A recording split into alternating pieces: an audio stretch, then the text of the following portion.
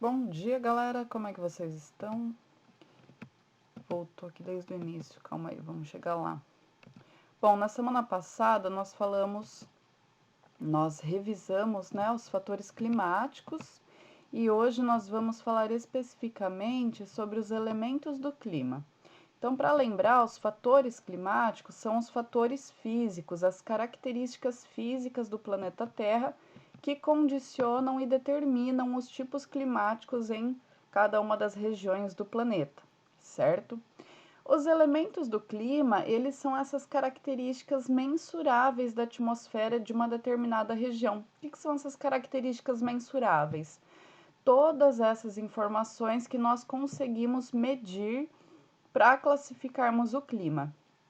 Alguns desses elementos, eles são mais perceptíveis, outros passam despercebidos, mas todos funcionam integrados para diferenciar as paisagens terrestres. Então, aqui o primeiro deles é temperatura. Dentre os elementos, é o mais perceptível, que a gente sempre percebe, né? Um dia mais quente, um dia mais frio, principalmente agora que a gente já está num momento que oscila, né? Tem uns dias que sai sol, esquenta bastante, quando fica essa chuvinha dá uma esfriada. Então, a gente percebe bastante aí no dia a dia essa variação de temperatura. É a medida do grau de agitação das moléculas ou átomos em um local ou ambiente.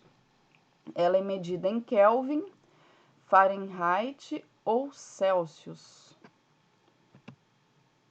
A pressão atmosférica, que é a concentração de moléculas de ar que vai ter em determinadas regiões. Então, dependendo, né, se a região ela é mais próxima do nível do mar ou uma região de altitude mais elevada, essa pressão ela vai ser menor, vão ter menos. É como se a gente estivesse dentro de uma piscina muito profunda, né? E quando a gente está nadando na superfície, a gente não sente tanto a pressão daquela coluna de água sobre nós. E quando nós estamos em uma área mais profunda, nós sentimos mais essa pressão, né? Isso pensando se a gente estivesse numa piscina muito profunda. A pressão atmosférica, como é que a gente sente? Quando a gente vai para uma região muito alta, muito elevada, normalmente acima de 2.000 metros de altitude, nós sentimos. Espirro, galera. Nós sentimos esses espirros que não saem. Nós sentimos o ar mais rarefeito, né? Vão ter menos concentrações de moléculas de oxigênio, então a gente vai sentir um pouco de falta de ar, pode dar um pouco de dor de cabeça, enfim, dá algumas. Para nós que estamos, principalmente nós, né, que moramos aqui no litoral, que estamos acostumados a uma área mais baixa e uma pressão atmosférica maior. E quando a gente está fazendo uma viagem, por exemplo, quando a gente sai de Curitiba e está vindo para o litoral ou vice-versa, né? A gente sente às vezes na serra que o ouvido fica entupido. Isso é por conta da diferença da pressão atmosférica também. E aí dá aquela pressão no ouvido, né? Por isso que ele entope, dá aquela sensação de entupimento. E aí a gente precisa engolir alguma coisa, né? Saliva, ou mascar uns chicletes para produzir saliva, tomar uma água, alguma coisa para ajudar aí nesse processo de voltar à pressão. A umidade relativa do ar, que existem duas formas de serem medidas, que é a absoluta, que consiste no total em massa de vapor d'água presente na atmosfera, e a relativa, que consiste na quantidade de vapor d'água presente na atmosfera relacionada ao ponto de saturação do ar. E a sensação térmica, né, que tem relação direta com os ventos, a umidade do ar e a temperatura.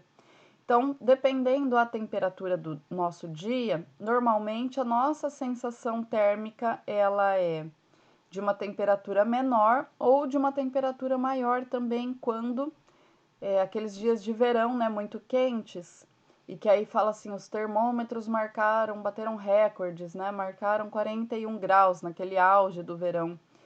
E aí teve anos que a sensação térmica foi de 60 graus em Antonina, umas coisas loucas, assim. Então, imagina, né? A sensação térmica é aquilo que a gente está percebendo, mas não é a temperatura real.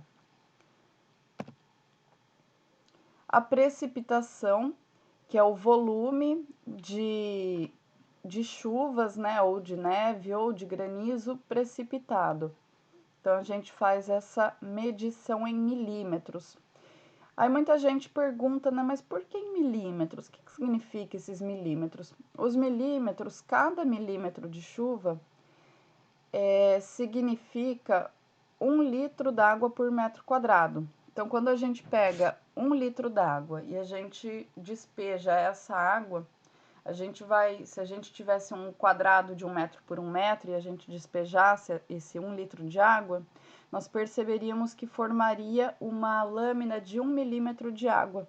Então, cada milímetro corresponde, né, aos litros d'água por metro quadrado.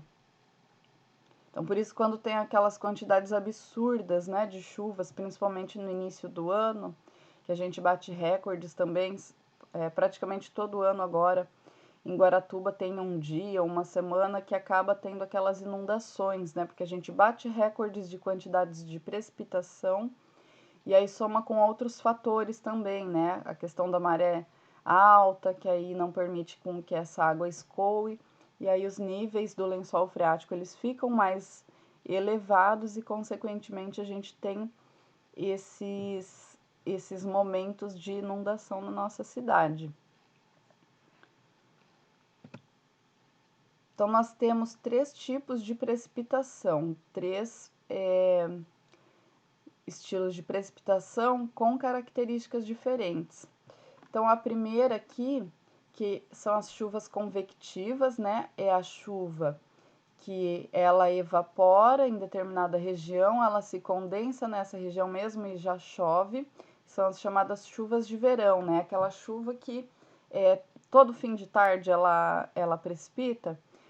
Então acontece esse processo porque o ambiente ele está muito úmido, aí vem aquele calorão ao longo do dia, faz todo aquele processo de evaporação, né? Condensa e no final do dia chove.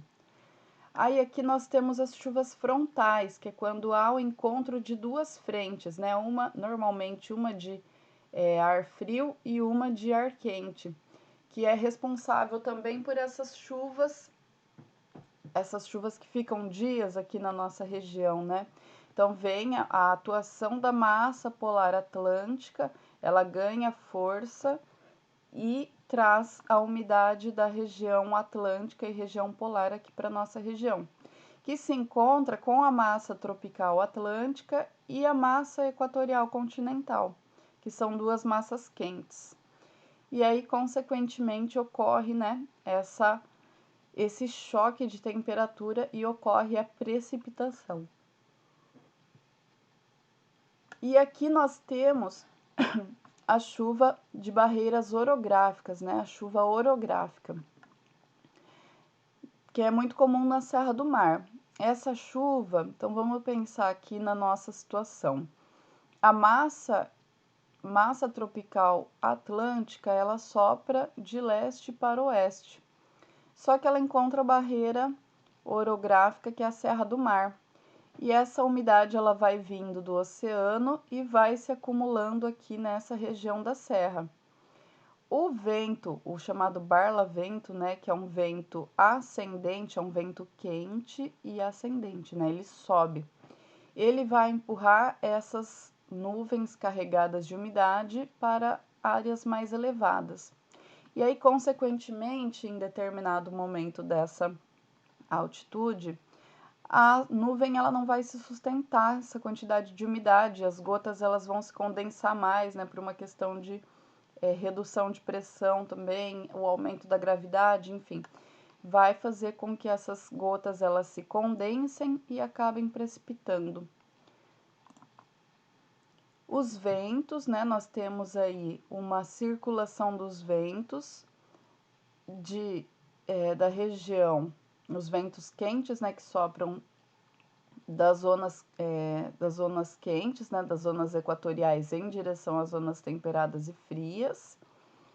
e das zonas frias em direção às zonas quentes. Então, nós temos esse processo de circulação responsável também pela movimentação das massas de ar, né? Então, aqui um exemplo dessa atuação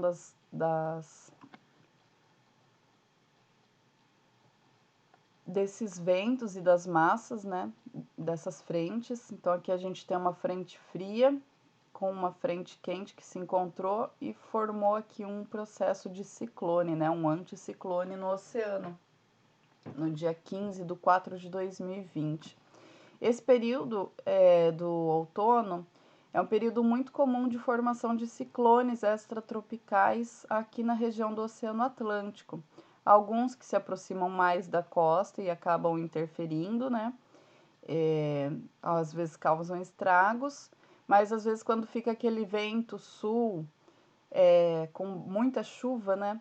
De dias, normalmente esse fenômeno aqui do anticiclone, né, que é o encontro da atuação da massa polar atlântica, olha eu confundi, massa polar atlântica com a massa tropical continental, que é essa roxinha aqui, e a vermelhinha, que é a massa equatorial atlântica, que ela faz esse processo. Então, nesse encontro, elas se movimentam, né, em forma circular e formam esses anticiclones.